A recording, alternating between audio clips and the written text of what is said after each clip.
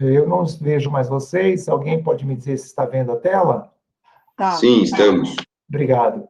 Então, gente, vocês já viram, né? Deixamos aqui, né, para clicar bem grande. Infelizmente, quando você trabalha nesse site Wix, se você trabalha no celular, aí você não consegue enxergar os elementos, né, que a gente vai colocando. Na outra disciplina, eu coloquei várias capinhas de vídeo, e aí depois eu vi que não ficou, elas não aparecem, né, no celular, mas se você abre no computador, aí dá para ver. Então, rapidamente, os objetivos: dar oportunidade ao futuro e à futura pedagoga por intermédio da realização de estágios de maior aproximação entre os conhecimentos da arte e educação física junto às escolas de educação básica. Trabalhar projetos e atividades que contemplem os dois componentes em ações práticas e reflexivas, respeitando as especificidades. Isso aqui está no Júpiter. Os encaminhamentos pedagógicos, nós vamos insistir bastante, vocês vão perceber isso na leitura da bibliografia básica, abordada nas disciplinas de fundamentos teórico-metodológicos, de arte e de educação física, assistir os vídeos indicados, participação das conversas e plantões virtuais, esta é a primeira, acompanhamento da elaboração das atividades de estágio. E, como atividade avaliativa, nós vamos nos organizar para que vocês apresentem, em data previamente combinada, as intervenções realizadas durante o estágio em instituições de educação básica ou entidades que desenvolvam trabalhos educacionais. Essa apresentação é devidamente acompanhada de uma reflexão a respeito da experiência, no momento em que você vai apresentar, né? Então, nós vamos concentrar todo esse trabalho, o resultado desse trabalho, vamos concentrar em três encontros em que vocês relatarão o que fizeram e vão apresentar uma reflexão, como aquilo contribuiu, como aquilo gerou, né, pensamentos, efeitos interessantes em cada pessoa. Bom, agora, como vai funcionar, né? Isto a gente vai insistir bastante. Em grupo de 4 ou 5 pessoas, visitar presencial ou virtualmente uma exposição no museu. Com base nessa experiência, planejar, desenvolver e avaliar intervenções pedagógicas. No máximo, 10 grupos em cada turma. Então, nós temos aqui a quantidade de pessoas suficiente para montar 10 grupos de 4 ou 5 pessoas. As intervenções deverão fundamentar-se epistemológica e metodologicamente nos referenciais adotados nas disciplinas de fundamentos teórico-metodológicos. Isso é muito importante. Então, o que integra, né, projeto integrado de estágio, o que integra é justamente a possibilidade de você mobilizar aqueles conhecimentos que foram acessados nas disciplinas de fundamentos na sua intervenção de estágio. O estágio pode ser realizado de forma presencial ou no modo remoto. Hoje à tarde, a professora Rosa e eu participamos de uma reunião chamada pela comissão de graduação, pela comissão de estágios, justamente para discutir esse detalhe que daqui a pouco a gente aprofunda um pouquinho. O estágio pode ser realizado em instituições públicas, privadas ou entidades filantrópicas. Aqui a gente está dizendo sempre aquelas que desenvolvem projetos educacionais. A experiência deverá ser filmada ou fotografada, e esses registros utilizados durante a apresentação em data previamente combinada. Vocês verão, ao longo do desenvolvimento da disciplina de fundamentos, vocês verão pessoas apresentando. Então, é mais ou menos naquele estilo. A pessoa traz um material que ela desenvolveu, né, um material de registro daquilo que ela desenvolveu, e ela apresenta e comenta e faz uma reflexão sobre aquilo. A ficha, aquela famosa ficha, deverá conter as informações da instituição que acolheu o estágio e a descrição das atividades realizadas com a respectiva carga horária. Nesta disciplina, são 60 horas de estágio. E nós detalhamos aqui o cronograma dos encontros, ou seja, no dia 16, no dia depois 13 de setembro, 4 de outubro, 25 de outubro, 22 de novembro, 6 de dezembro e 13 de dezembro, nós vamos nos encontrar com vocês. E aquelas segundas-feiras que vocês não têm encontro conosco, a gente espera que vocês estudem, planejem, se reúnam em grupos, né, se reúnam cada um com o seu grupo, para que vocês possam organizar e desenvolver as intervenções. Hoje, a ideia é apresentar a sistemática de funcionamento do estágio e estimular vocês a se organizarem em grupos. No próximo encontro síncrono, a ideia é fazer uma análise das propostas que vocês já tiverem definido a partir das pesquisas dos museus.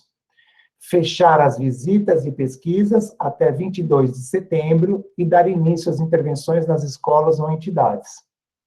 Lá no dia 4, a gente espera fazer uma conversa aqui para aperfeiçoar as propostas na escola, fornecer orientações mediante a apresentação de cada grupo sobre o andamento. Então, nesse dia, a gente gostaria que o grupo 1 ao grupo 5 apresentasse aquilo que está fazendo, e a gente pudesse, todos nós, né, todas as pessoas da disciplina, pudéssemos aí ajudar, sugerir, colaborar, perguntar, tirar uma dúvida, por aí vai. No dia 25, a continuidade do trabalho que foi feito no dia 4. No dia 22, começamos as apresentações, 22 de novembro, né, começamos as apresentações. Nesse dia, no máximo 3 grupos, justamente para que as pessoas possam se beneficiar do trabalho realizado pelos demais. Então, o grupo, por exemplo, A, B e C apresentam, e aí os demais acompanham, perguntam e se apropriam também das aprendizagens que os colegas tiveram. Mesma coisa no dia 6, mesma coisa no dia 13. Bom, eu gostaria de falar, antes de passar a palavra para a Rosa, gostaria de falar o seguinte, gente. É realmente muito importante que vocês se atenham a este cronograma, porque é muito complicado para nós e para vocês, se vocês chegam aqui em novembro e vocês ainda não sabem o que vão fazer, né? Ou seja, se vocês chegam aí em novembro, vocês não têm grupo. Se vocês chegam em novembro, vocês não fizeram o trabalho de estágio. Não vai dar tempo para fechar até o final, né, de dezembro. E nós gostaríamos muitíssimo de aproveitar os encontros síncronos para conversar sobre o trabalho que vem sendo desenvolvido. E não, vamos tentar evitar usar os encontros síncronos para perguntar o que a gente está conversando hoje. E isto nós não estamos inventando, né? Isto aconteceu no ano passado, né? E foi bastante pesado, toda vez que tinha encontro síncrono, explicar como funcionava o estágio. Tá certo que no ano passado a gente estava vivendo essa situação pela primeira vez, a gente tinha uma série de dúvidas, uma série de dificuldades, mas nós estamos entendendo que estamos num outro momento agora. Essa condição da pandemia, ela nos fez aprender um pouquinho a trabalhar neste formato. Então, acho que a gente tem mais condição de aprofundar nos conhecimentos e podemos economizar o tempo que nós gastaríamos explicando como as coisas devem funcionar, como vocês vão apresentar, como vocês vão registrar, o que é importante, o que não é importante. Uma parte daquilo que vocês vão utilizar para desenvolver a experiência de estágio, ela vai ser desenvolvida nas disciplinas de fundamento. Então, é muito importante que vocês participem dos encontros das disciplinas de fundamento. Ao contrário da disciplina de estágio, que nós temos um encontro por mês e, às vezes, 2 encontros por mês, dependendo do mês, nas disciplinas de fundamento, nós temos encontros todas as semanas.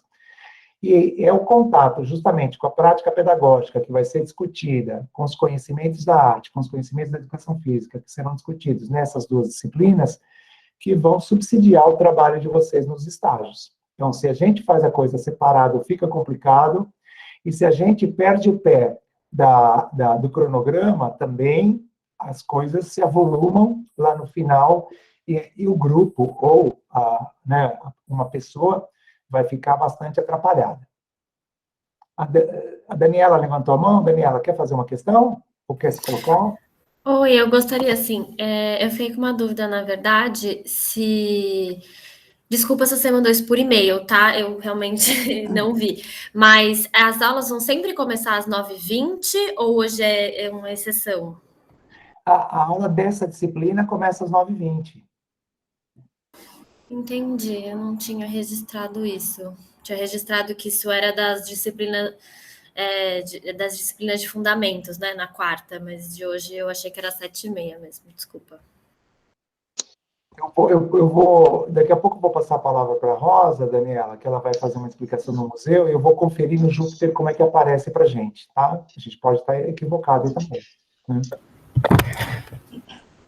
Professor, aqui é o Guilherme. Eu acho que quando a gente fez a matrícula, não estava esse horário, estava 7h30, mas agora no Júpiter está às 9h20 mesmo, na matrícula efetivada. Então, a gente conferiu juntos, Rosa, a Mônica e eu conferimos juntos na semana passada, a gente viu que estava 9h20, mas, né, a gente pode ter... Acho que é só um pouco estranho, né, porque pelos créditos dessa matéria, né, o normal seria a aula das 7h30 às 11h, né, horário, as quatro aulas, né. Que assim, para a maioria das pessoas, talvez fosse melhor se fosse mais cedo, se começasse às 7h30. Então, era questão de ver se isso poderia ser renegociado.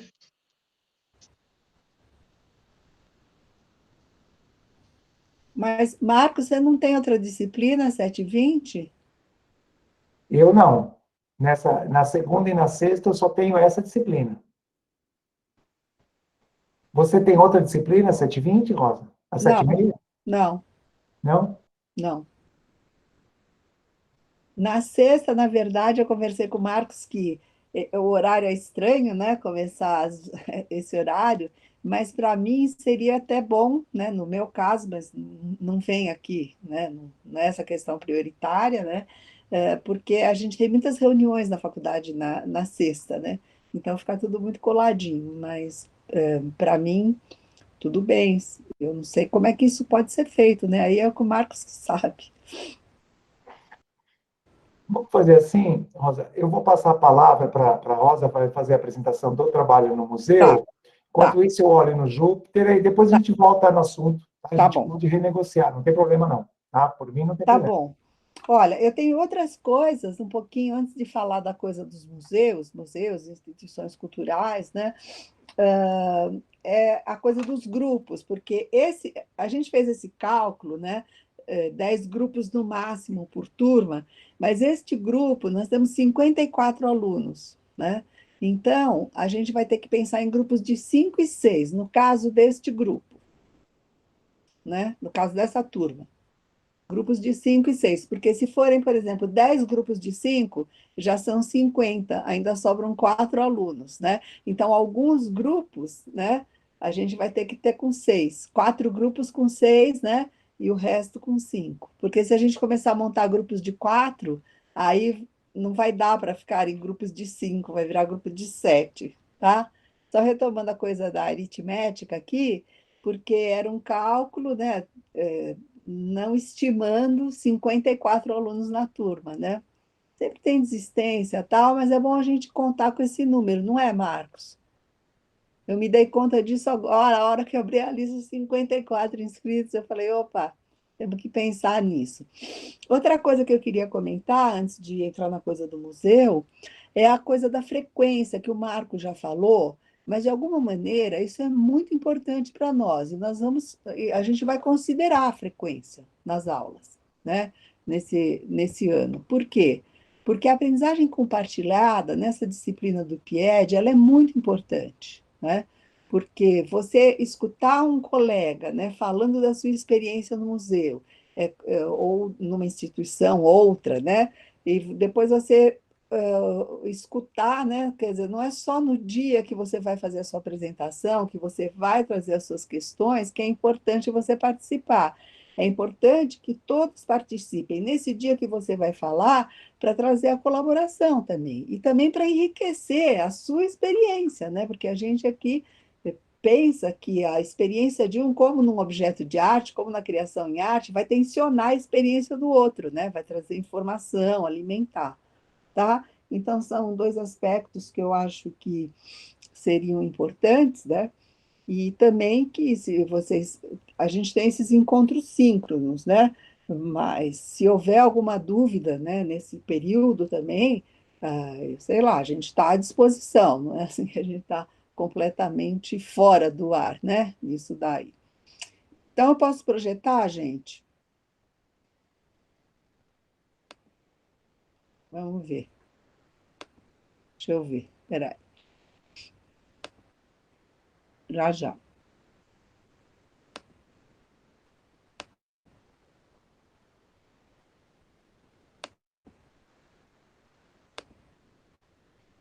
Vocês estão vendo?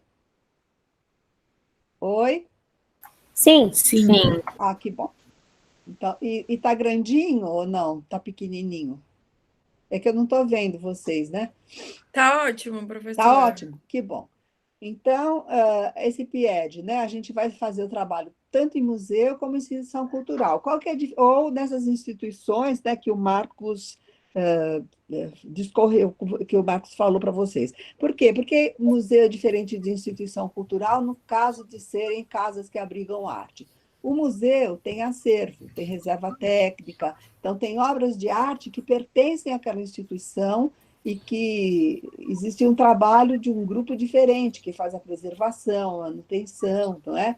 E a instituição cultural, por exemplo, como o Tomiotaki, né, o instituto, né? Então, eles não têm reserva técnica, eles fazem as exposições de artistas específicos, enfim. Escolher museus. Eu ainda estou falando, ainda não cheguei nessa linha. Estou diferenciando o que é museu e o que é instituição cultural, tá? Então, aqui do museu, né? Vocês vão escolher um museu, né? Que museu que vocês querem visitar, ou instituição cultural, aqui da cidade de São Paulo. Então, as visitas podem ser virtuais, né? Se algum museu tiver essa possibilidade de uma visita pessoal, né, assim, uma visita presencial, né, com todos os cuidados, né, e vocês acharem que querem ir nesse museu, mas preferencialmente vocês podem fazer também essa visita virtualmente, né? Então, os museus, eles se instrumentalizaram agora na pandemia para fazer sites, né, que possibilitassem que as escolas fossem fazer as visitas e o trabalho de visitação virtual, né?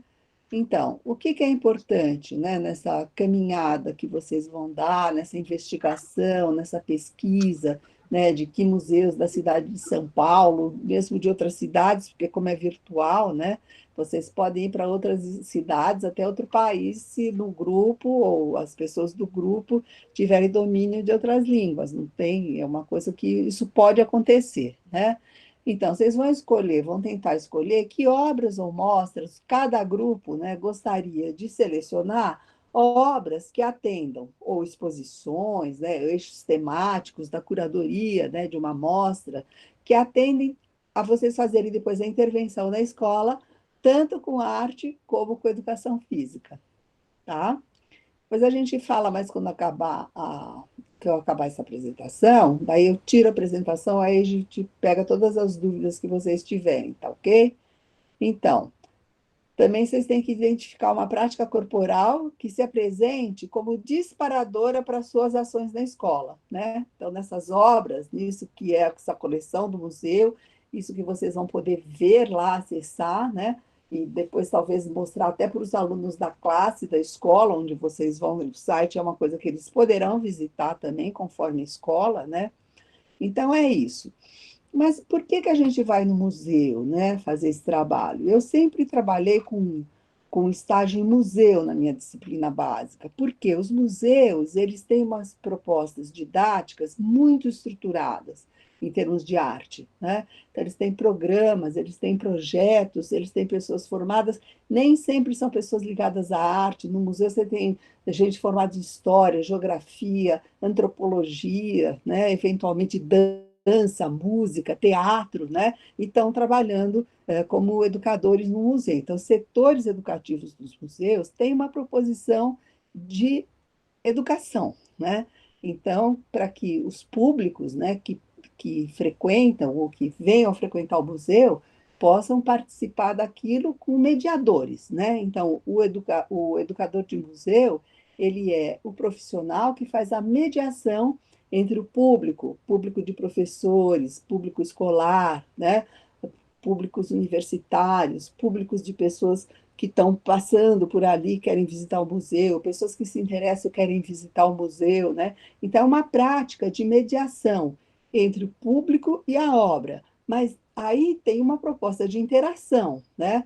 Então, vocês, como já estão na pedagogia, já estão familiarizados, né, com as orientações didáticas, com as propostas, com as formas de interação entre o ensino e a aprendizagem, né, seria importante vocês tentarem compreender quais são as bases dessa proposta do setor educativo, né?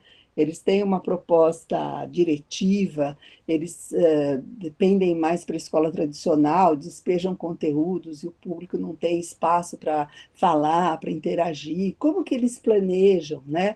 Eles trabalham nesse atendimento, escutando ou se orientando por aquilo que o público fala, que a criança fala, que o professor demanda, né?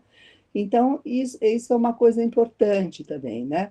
E vocês tentarem analisar, né, como eles trabalham.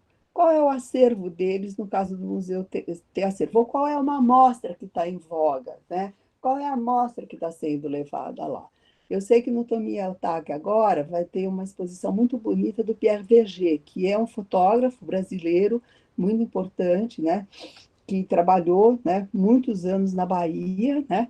Então, isso que vocês vão encontrar quando vocês começarem a visitar esses sites dos museus, né, para o grupo de vocês, né, para o grupo de cada um dos grupos, fazer suas escolhas, né? Uma coisa que bate, né, em vocês também, porque isso é muito importante, que vocês tenham a liberdade de fazer uma escolha de conteúdos, né, que vão ser transpostos ali depois didaticamente, na intervenção da escola, que, que emocionem, que toquem vocês também, que vocês tenham curiosidade, que aquilo também sirva para a formação de vocês, né? Então, aqui também é verificar se o museu, nessa parte de atendimento que eles fazem às escolas, eles têm algum material de apoio didático. Qual é a natureza desse material? Ele é ofertado, o professor vai lá e consulta, vai para a escola, tudo isso vai ajudando vocês a compreenderem como que funciona, né, esse museu. Outra questão que existe nos museus é que existe uma relação hierárquica muito grande entre a curadoria, os diretores, a direção do museu e o pessoal do educativo. Em geral, a curadoria, ela define a definição, o educativo vai correndo atrás depois para verificar. Então, é raro que aconteça um trabalho como aconteceu na Bienal, com a Estela Barbieri na direção, onde o curador conversava com o educativo. Então, eles pensavam todas as propostas, até onde as obras iam ficar, em função disso, né, da existência desse público que vai visitar, né, de diversas faixas etárias, né, e para ver esse tipo de atendimento, né. Então, são coisas que, se vocês puderem, por exemplo, ter acesso, telefona, manda um e-mail, né, alguém que faz parte do educativo, uma pessoa, se ela pode dar uma entrevista, se ela pode dar uma informação para vocês, não é? Nem tudo que está aqui, né, são dicas, vocês podem encontrar outras perguntas, né, que vocês queiram responder quando vocês forem fazer essa visita, né? Outra coisa importante, a proposta de acessibilidade para diferentes públicos, há materiais específicos, orientação diferenciada para esse trabalho. Por exemplo, o museu lida com que tipo de arte, né, nas mostras que eles escolhem? É uma proposta excludente, só de arte europeia, hegemônica, branca, né, ou não? É um museu que tem uma proposta, digamos assim, decolonial, né? Então, como esses educadores preparam essa visita, né?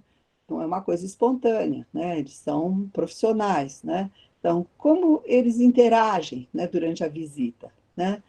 Coisas que podem guiar, né, a observação de vocês. se eles informam, perguntam, planejam o que vão apresentar na visita, se tem uma abertura para orientar a visita conforme a recepção dos diferentes públicos. Se não houver essa possibilidade de vocês acompanharem uma visita, ou de eles fazerem uma visita super cuidada, assim, para vocês, né? Vocês podem verificar essas coisas no site também. Quais são as propostas de interação que tem nesse site?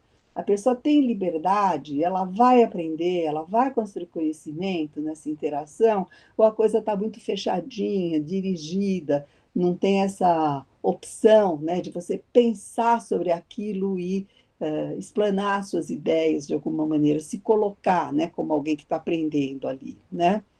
Então, nesse espaço, vocês também podem verificar se tem uma eficiência na comunicação visual. Às vezes a gente se perde no museu, você não sabe para onde ir, se tem um mapinha, se, como que é a organização espacial desse site, por exemplo, no caso também, né? Então, qual é a formação também dos educadores? Isso que eu falei dessa diversidade, isso é importante a gente observar, porque isso acontece há poucos anos, sabe?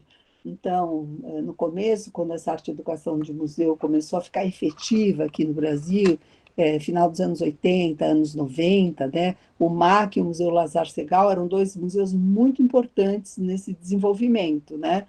Então, as pessoas que trabalhavam no museu tinham formação em arte, né? Tinham formação em arte, de alguma maneira estavam ligadas ao universo da arte, né? E hoje você verifica que não, que existem várias portas de entrada numa obra de arte e que vocês também têm que ter essa liberdade para entrar nas obras, né? Então, essa coisa que a gente construiu, eu, Marcos e a Mônica, aqui, para essa coisa do museu, é para a gente ter um disparador agora para essa conversa que a gente vai ter, né? Para vocês se orientarem, né? Deixa eu tirar aqui, parar a apresentação. Voltamos. Voltamos? Tá bom. Então, posso falar, Rosa? Claro. Passo a passo. Você e seu grupo, né, gente? Sempre aqui no coletivo. O grupo visita vários sites, o grupo conversa bastante, o grupo define um museu, define uma exposição, o grupo visita, observa todas essas questões que a Rosa relatou. Acho que depois, Rosa, a gente deixa esse documento também disponível no site da disciplina para o pessoal acessar, né? Tá.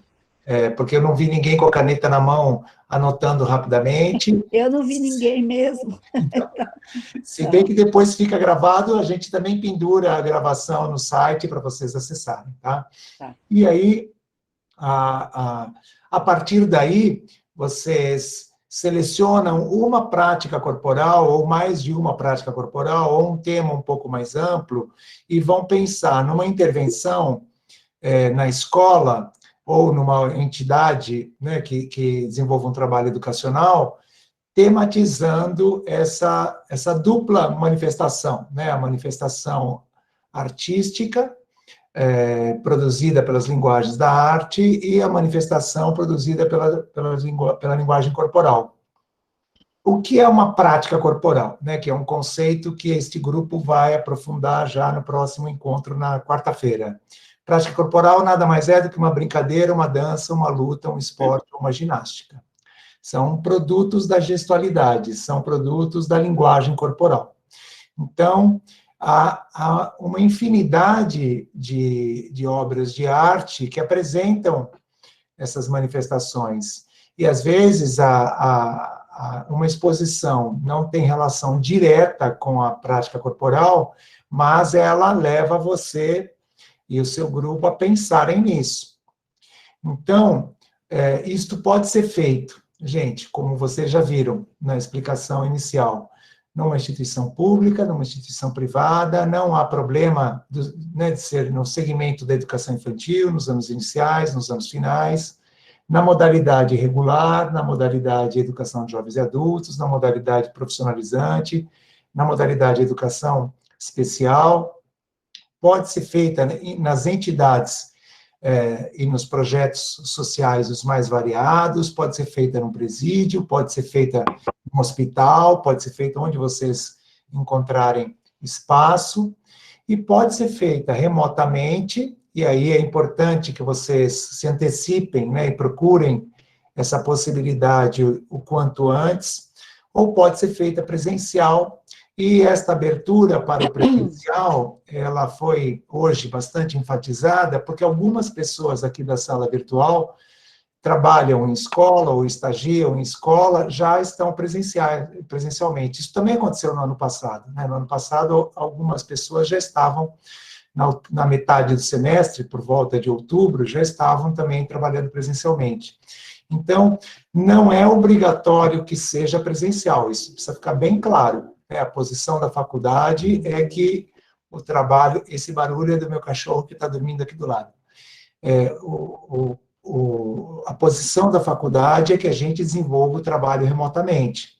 Mas para evitar que uma pessoa que já está trabalhando presencialmente, que ela tenha que procurar um outro lugar para fazer remotamente, para facilitar a vida dos estudantes e das estudantes, vocês, se puderem e quiserem unir a experiência de estágio no lugar onde vocês já estão atuando, isso facilita bastante a vida de vocês, né? Então, sempre, mesmo quando era presencial, a gente trabalhava dessa maneira, né? Acho que já deve ter pessoas querendo fazer alguma pergunta, esclarecimento. Gabriela, a palavra é sua. Oi, gente, boa noite.